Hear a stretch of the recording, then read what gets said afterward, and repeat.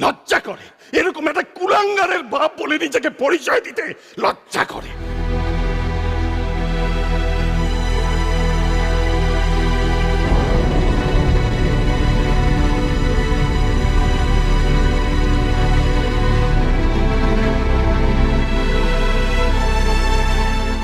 লজ্জা করে? লজ্জা করে তোমার? আমার করে না, করে না আমার। কেন জানো? জানো কেন?